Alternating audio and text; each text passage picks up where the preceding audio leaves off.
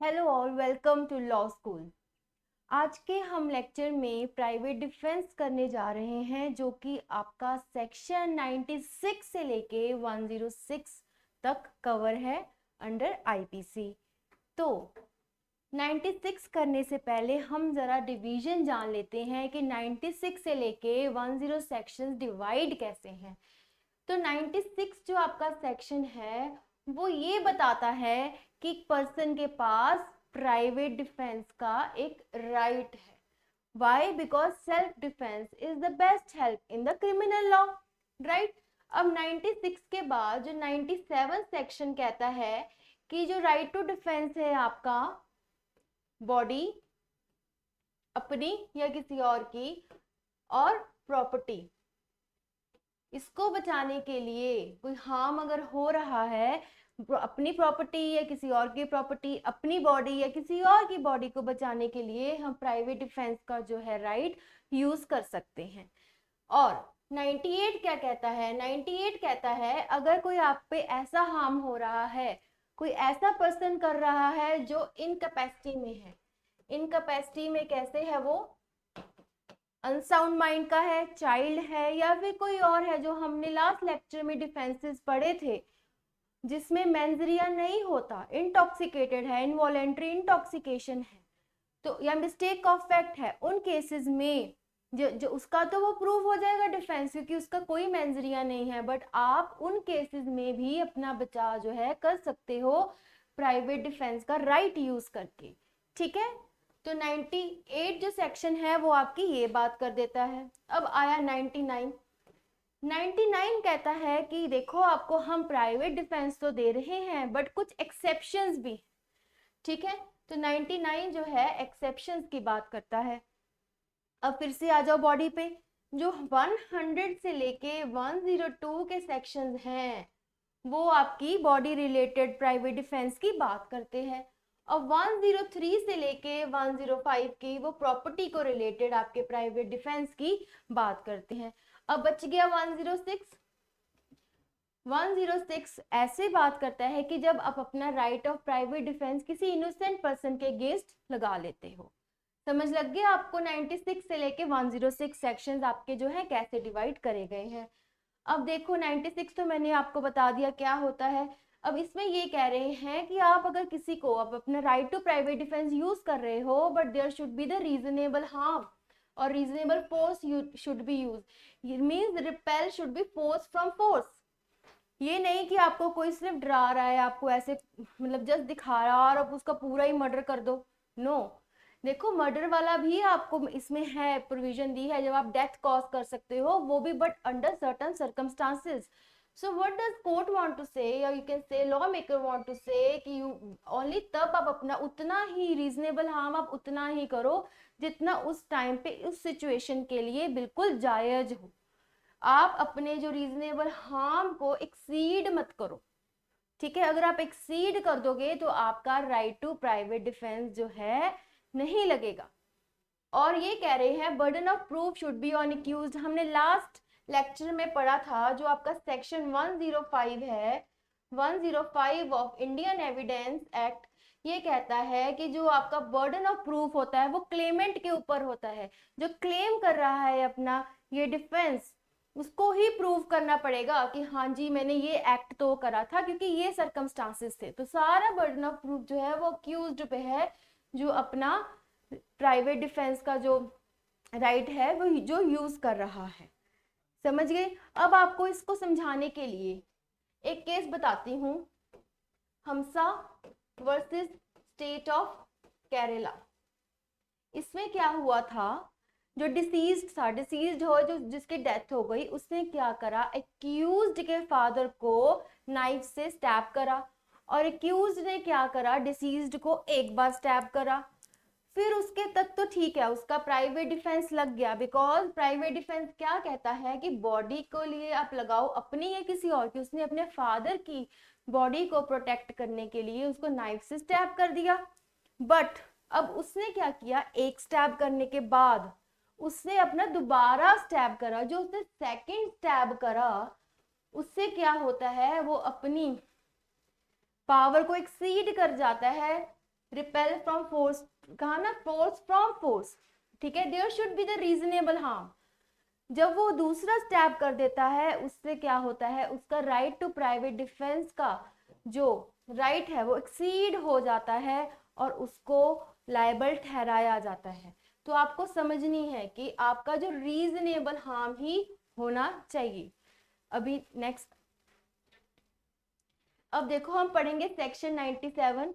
97 में यही बताते हैं कि right of private defence is of two types, right to private defence of body and property, अपनी या किसी और की। एग्जाम्पल देखो, a father in order to protect the life of daughter from the attack of thief shoots him in his leg, but the father will not be liable as he was protecting the life of his daughter। देखो आपका Indian law ऐसा law है जो आपको अपनी body, अपनी property के साथ साथ दूसरे की बॉडी और दूसरे की प्रॉपर्टी को भी बचाने का हक देता है। इंग्लिश लॉ जो है वो ऐसा नहीं देता, वो सिर्फ सर्टेन सर्कमस्टांसेस में देता है जब आपका दूसरे पर्सन के साथ रिलेशनशिप हो। बट आपका जो सेक्शन 97 है, इवन वो आपका कोई स्ट्रेंजर भी हो, उस वक्त आप ऐसी सिचुएशन में हो, कोई स्ट्रेंजर के साथ गलत होता है, आप उस केस में भी राइट टू प्राइवेट डिफेंस जो है यूज कर सकते हो। So Indian law is very wider in concept. अब हम देखते हैं, यही जो है इसकी एक्सप्लेनेशन है, हिज बॉडी और another person's body, right, then his और अनदर पर्सन मूवेबल और इमूवेबल प्रॉपर्टी, राइट। ये तो ये टाइप्स हैं, कौन कैसे कैसे कह रहे हैं कि कहते थेफ्ट हो गया, रॉबरी होगी, मिसचीफ हो गया, ट्रेसपासिंग हो गई या कोई अटेम्प्ट हो गया इन चीजों का, उस केसेस में जो है आप प्रोटेक्शन कैसे ले सकते हो अपना राइट टू प्राइवेट डिफेंस का यूज करके।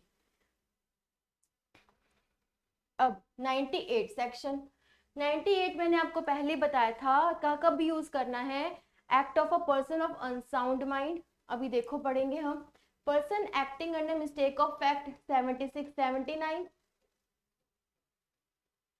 डॉली इन कैप एक्ट क्या होता है, माइनर बच्चे की बात करी हुई है इसमें, ठीक है। 82 सेक्शन, हमने 82 सेक्शन में पढ़ा था कौन सा चाइल्ड होता है बिलो 7 years।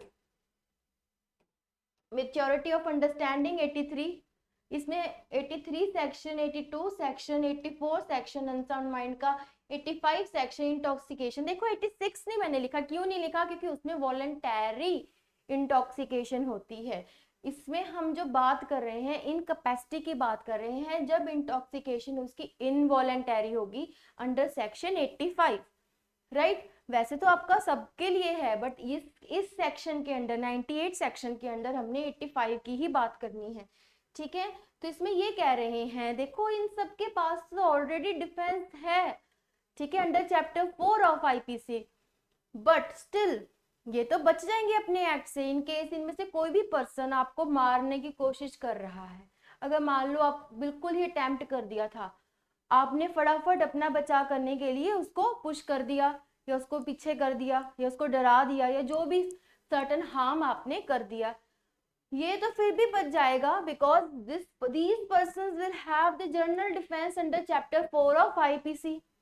बट आप कैसे बचोगे, आप बचोगे इस सेक्शन के अंडर प्राइवेट डिफेंस, ठीक है। तो ये सेक्शन यही बात करता है कि जरूरी नहीं है कि अटैकर के पास, देखो, body exist against all the attackers whether with or without mens rea, because in these cases these are the cases excusable acts।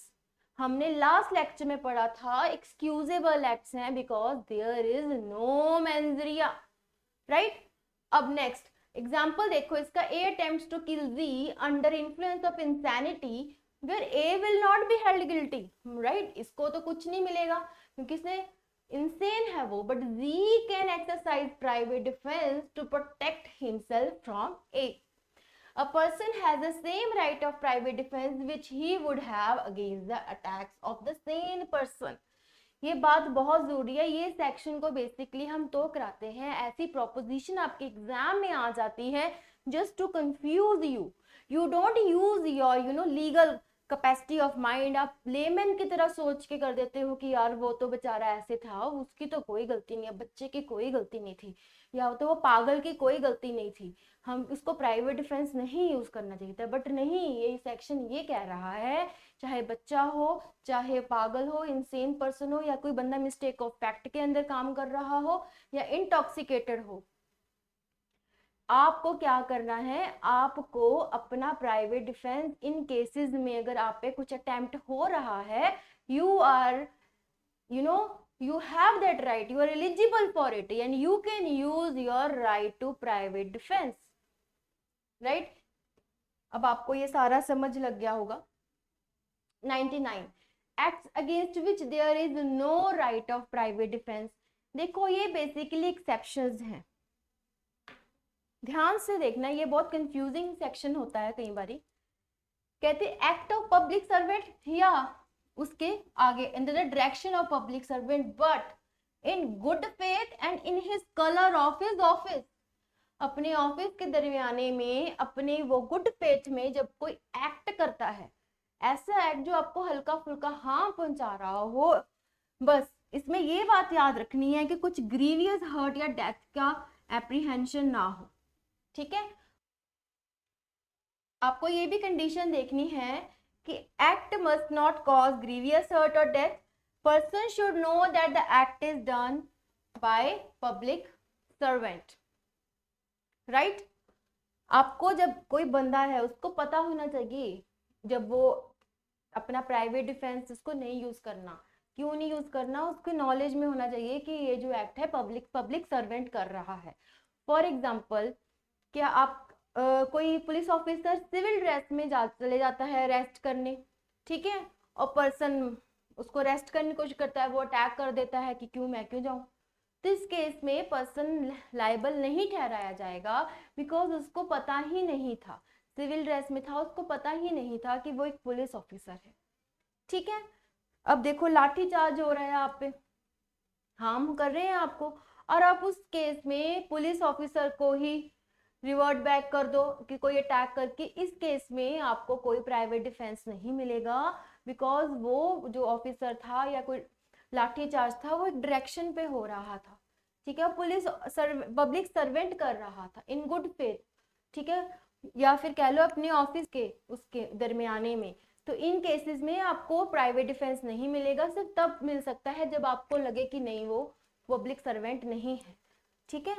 अब नेक्स्ट, अब ये तो हमने ये पब्लिक सर्वेंट वाले सारे पॉइंट्स कर लिए, और क्या एक्सेप्शंस हैं, कहते जब आपके पास टाइम हो, ये पब्लिक अथॉरिटीज को, पुलिस को बताने का आपके पास टाइम हो कि मेरे देखो आपको कोई फोन करके बता रहा है मैं 1 घंटे में अभी तुम्हारे घर आ रहा हूँ, मैं तुम्हें अभी देख लूंगा, और आपके पास घंटे का टाइम है, फिर भी पुलिस को नहीं बताते और खुद ही लॉ को अपने हाथों में लेते हो, इन दैट केस प्राइवेट डिफेंस का आपको कोई वो डिफेंस नहीं मिलेगा। अब फोर्थ पॉइंट क्या कहता है कि जब आप हार्म कुछ ऐसा या फोर्स ऐसे यूज कर लेते हो जो रीजनेबल ना हो, एक्सीड कर देते हो अपनी फोर्स को, उस टाइम पे भी आपको जो है प्राइवेट डिफेंस का डिफेंस नहीं मिलेगा।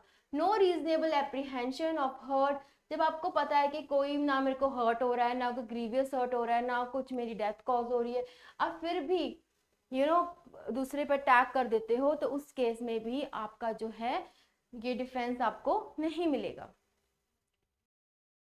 तो अब हम करते हैं section 100, when the right of private defence of the body extends to cause the death of the person.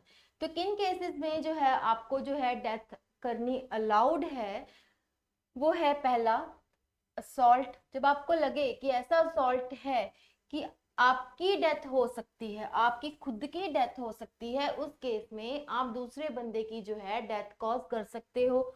दूसरा है जब आपको पता है, इतना रीजनेबल एप्रीहेंशन है कि आपको पता है कि आपको ग्रीवियस हर्ट हो जाएगा, राइट। तीसरा है कमिटिंग ऑफ रेप, फोर्थ है unnatural lust, then kidnapping, abducting, then wrongful confining a person, और दूसरा है एसिड अटैक। एसिड अटैक आपका अमेंडमेंट 2013 की अमेंडमेंट में ये आया था, निर्भया केस के बाद ये जो अमेंडमेंट हुई थी उस तब गवर्नमेंट ने ये डाला था कि जब आप पे कोई ऐसे अटैक करता है या कोशिश करता है करने की, उस केसेस में आप अपना राइट ऑफ प्राइवेट डिफेंस का इतना यूज कर सकते हो कि आप दूसरे बंदे की डेथ कॉज कर सकते हो, राइट।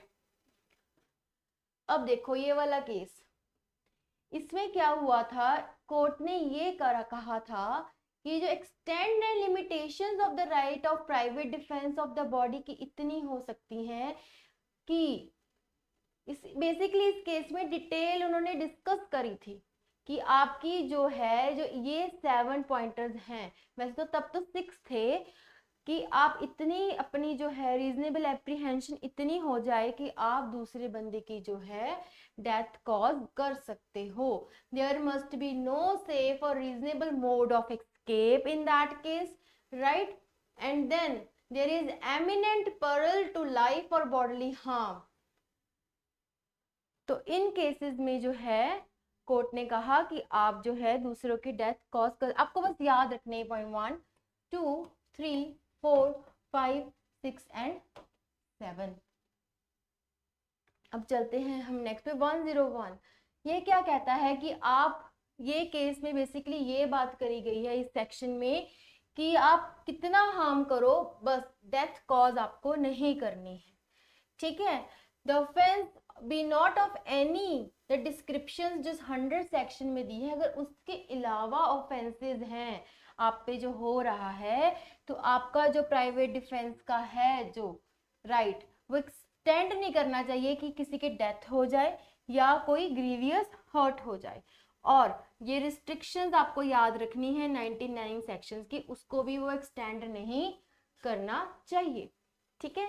अब देखते हैं हम सेक्शन 102, इसमें क्या करते हैं, कमेंसमेंट एंड कंटिन्यूअस की बात करते हैं। बेसिकली सेक्शन में ये कहा गया है आपके पास राइट ऑफ प्राइवेट डिफेंस सिर्फ उतने टाइम का है जितनी देर वो एक्ट जो आप पे कोई बंदा कर रहा है, जितनी देर वो एक्ट चल रहा है, जितनी देर वो कंटिन्यू हो रहा है, सिर्फ उसी टाइम। ये नहीं कि वो आप पे कोई, मान लो आपको कोई मारने के लिए आया था, ठीक है, आपको मारने लगा था या आया था, फिर वो आपको आप देखते हो कोई डंडा उठा लेते, वो इतना ही देख के भाग जाए, बट आप फिर भी उसका पीछा कर करके उसको इतनी कुटाई कर दो, इतना मार ही डालो, तो इस केस में आपका राइट ऑफ प्राइवेट डिफेंस नहीं लगेगा। सिर्फ तब तक था जितनी देर तक वो कॉन्टिन्यूएंस या कमेंसमेंट ऑफ द एक्ट थी, ठीक है। आइए हम एग्जाम्पल पे चलते हैं। A B and C were chasing D, A B C किसको चेज कर रहे हैं, डी को, to kill him in order to take revenge, but suddenly they saw policeman coming from the other side, they got afraid and turn back to run, ये भाग गए। अब देखो डी क्या करता है, डी फिर भी वो भाग गए, डी क्या करता है, बी को शूट कर देता है। इस केस में कह रहे हैं D will be liable as there was no apprehension of death और रिस्क ऑफ डेंजर, समझ गए। अब आती है 103, ये प्रॉपर्टी की बात करती है कि प्रॉपर्टी को जब right of defence in case of property कब लगता है, जब आप किसी की डेथ कब कर सकते हो, जब रॉबरी हो रही हो, हाउस ब्रेकिंग बाय नाइट, ये पॉइंट याद रखना है, by night, mischief by fire, right, then theft, mischief और हाउस ट्रेसपास, ये पॉइंटर्स हैं आपके, इन केसेस में है जो कि आप डेथ दूसरे बंदे की कॉज कर सकते हो जब आपका right of private defence property में लगेगा, इन केसेस में वो लगेगा। एग्जाम्पल देखते हैं।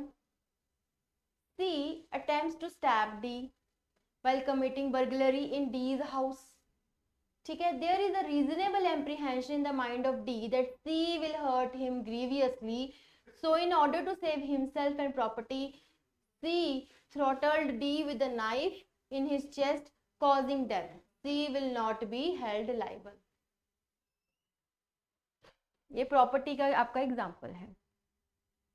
नाउ 104, देखो आपको ये बात एक याद रखनी है, 100 101 102 पैरेलल चलते हैं किसके, 103 104 105।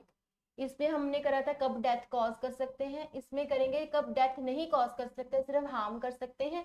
इसमें हमने क्या पढ़ा था, कॉन्टिन्यूअस होनी चाहिए आपके एक्ट की, ठीक है, तो इसमें यही बात करते हैं कि देखो डेथ नहीं कॉज करनी, सर्टेन हार्म ही करना है और रिस्ट्रिक्शंस का भी ध्यान रखना है। 99 की, if he has committed criminal trespass in order to annoy B और hurt him, then B will have the right to harm A in proportional manner not causing death of the person. ठीक है, सिर्फ अनॉय या hurt करने के लिए ही करा था, तो उन्होंने कहा कि प्रोपोर्शनल मैनर में ही वो जो है काउंटर अटैक है जो वो कर सकता है। अब ये केस देख लो।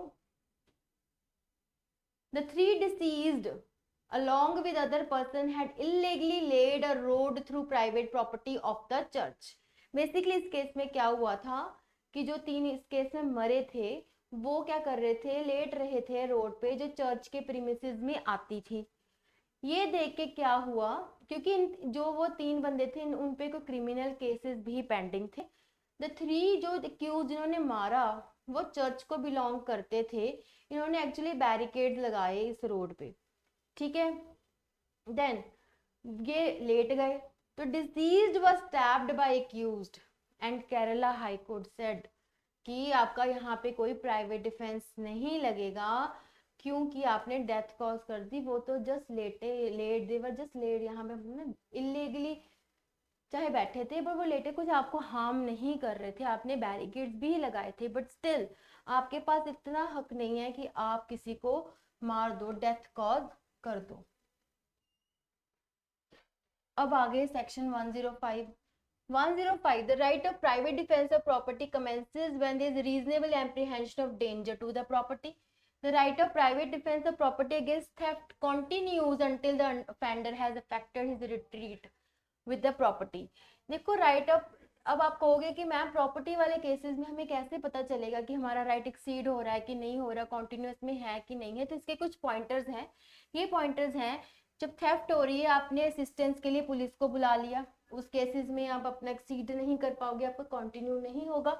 दूसरा, जब वो प्रॉपर्टी से आपकी या प्रॉपर्टी रिकवर हो गई है या फिर वो बंदा वहां से चला गया होता है, ऑफेंडर कॉज और attempts to cause any person death और hurt as long as the fear of instant death और इंस्टेंट हर्ट इंस्टेंट कंटिन्यूज। तो ये बात कर रहे हैं कि कब कंटिन्यू होगा, और इस केसेस में क्या कब कह रहे हैं, जब आपको असिस्टेंस मिल गई या आपकी प्रॉपर्टी रिकवर हो गई फिर आपको कंटिन्यूस में नहीं गिना जाएगा। हाँ, अगर आपको कोई हर्ट हो गया है या फिर रॉन्गफुल रिस्ट्रेंड हो गई है या फिर कोई आपको इंस्टेंट या पर्सनल आपको लग रहा है कि अभी भी डेथ क्या कुछ कॉज हो सकती है, तो उस केसेस में कंटिन्यूस जो है क्यों मानी जाएगी। अब ये भी यही बात करते हैं, it continues as long as offender continues in the commission of the criminal, और इसमें भी continues as long as the house trespass has been begun by such house breaking। तो ये आपको बेसिकली ये कॉन्टिन्यूस की बात करता है कि कब तक हम मानेंगे कमेंसमेंट और कॉन्टिन्यूस है, जब तक होगी तब तक आपका राइट ऑफ प्राइवेट डिफेंस है उसमें लगेगा, राइट। एग्जांपल देखो, suppose a thief into the house of an individual, ठीक है, and attempts to hurt him instantly with a knife, then that individual has a right of act in private defense and harm that thief to save the life and property। अभी हम करते हैं इन नागापुकी versus emperor. इसमें क्या था, paddy sheaves belonging to the accused were removed illegally by the person accused, attacked the cartman and that cartman jumped off the cart and ran away leaving shells। The accused still chased him and attacked him leading to death। Court ने कहा you will be held guilty because वो तो वहां से चले गया था, but still आपने उसका पीछा किया और उसको मार दिया, इस केस में you will be held liable। अब हम करते हैं सेक्शन 106। देखो ये तो बहुत इजी सेक्शन है, इसमें ये बात करते हैं कि against deadly assault when there is a risk of harm to innocent person. But जब risk of harm innocent person के लिए आप कर देते हो, but still you have the right of private defence. How, C, in the exercise of private defense against an assault, a person causes apprehension of death in which defender has no choice but harming an innocent person, his right will extend that running of risk। इसकी ना आपको proposition से अच्छे से समझ आएगा। क्या होता है, C attack by a mob who attempts to murder him। C है और बहुत सारे लोग हैं, मॉब है, इसको अटैक करने चाहती है, ऐसे अटैक कर रही हैं कि इसका मर्डर हो जाएगा सी का। सी क्या करता है, अपने प्राइवेट डिफेंस में फायरिंग करता है, काउंटर अटैक। और फायरिंग के दौरान जो है उसको इनोसेंट चिल्ड्रन की गोली लग जाती है या कह लो वो हर्ट हो जाता है, तो कहेंगे C has committed no offence as he has exercised his right of private defence. अब हम नेचर ऑफ प्राइवेट डिफेंस करेंगे। बेसिकली इस केस है Shankar Balu Patil versus state of Maharashtra. इसमें कोर्ट ने कहा था कि जब आपका private defence is purely preventive and not offensive और रेट्रीब्यूटिव और पुनिटिव, कोई पनिशमेंट नहीं है आपकी, ये प्योरली प्रिवेंशन के लिए आप एक्ट करते हो। देखो ये बेसिकली कोर्ट ने कहा कि ये काउंटर अटैक ही माना जाएगा, आप पे कोई अटैक कर रहा है, आप उसका काउंटर अटैक कर रहे हो, तभी आपको जो है राइट ऑफ प्राइवेट डिफेंस मिलेगा। अगर आप किसी का बदला रिवेंज के केस में कर रहे हो या कोई है ही नहीं हो, आप पे अटैक ही नहीं हो, आप बना रहे हो कि मेरे पे होना था या होना, तब आपको राइट ऑफ प्राइवेट डिफेंस नहीं मिलेगा। ठीक है, देखो इसको जस्टिफाई करने के लिए आपको ये पॉइंटर्स देखने हैं। पहले तो कह रहे हैं इंटायर इंसिडेंट देखो, इंजुरीज देखो कि एक्यूज्ड ने कौन सी आपको दी है, फिर क्या कोई थ्रेट, एमिनेंस ऑफ थ्रेट है, मतलब आप दी तो कौन सा आगे थ्रेट हुआ है, दूसरा आपने कौन सी इंजरीज दे दी उसको, fifth circumstances whether accused had time to recourse to public authority or not, because this is very important point, because ये आता है आपका सेक्शन 99 में, ये एक्सेप्शन है। अगर आपके पास टाइम था पब्लिक अथॉरिटी को बुलाने का तब आपको राइट ऑफ प्राइवेट डिफेंस नहीं मिलता, then you are not allowed to take law in your own hand. अब हम इस चार्ट में दोबारा एक बार रिवीजन कर लेते हैं क्या क्या हमने करा है। 96 प्राइवेट डिफेंस की बात करता है कि वो कोई ऑफेंस नहीं है। उसके बाद 97 आता है, वो ऑन या अदर्स की बात करता है। किसकी बात करता है? बॉडी की और प्रॉपर्टी की। प्रॉपर्टी दो टाइप की है, मूवेबल, इमूवेबल। उसके ऑफेंसेस हमने जो करे थे ये theft, robbery, mischief, criminal trespassing. फिर क्या कहते हैं, ये जो प्रॉपर्टी है और बॉडी है, आपके ऑफेंसेस जो हैं ये आप जिसको सेव करना चाहते हो, आप किसके अगेंस्ट कर सकते हो? सेक्शन 98 में भी लगा सकते हो, जब कोई इनकैपेसिटी का पर्सन हो या कोई इनकैपेसिटी हुई हो, right. Misconception, intoxication, unsoundness of mind, person of young age, doli incapax, right. उसके बाद 97 को हमने लिंक करा है 99 के साथ, बिकॉज ये इसकी एक्सेप्शन है, ये दोनों साथ पढ़े जाते हैं। एक्सेप्शंस हमने करी थी। एक्ट्स कौन से होते हैं? अगेंस्ट पब्लिक सर्वेंट, जब कोई no right of private defence against an act of public servant legally with authority with good faith in his office, defense available if it is causing apprehension of grievous hurt or death, not to attack public servant if one is aware of the same, when time available to take protection of the same shall be done। ठीक है, I hope आपको आज का lecture सारा समझ लग गया होगा। हमने 96 से लेके 106 तक सेक्शंस करे हैं। इसकी प्रोपोजिशंस इंपॉर्टेंट है सो दैट आप इसका डिफरेंस समझ सको।